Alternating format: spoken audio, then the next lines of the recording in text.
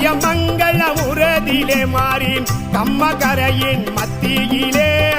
மகிமை உள்ள இடத்தினிலே மாறி குடியிருப்பா கோட்டைக்குள்ளே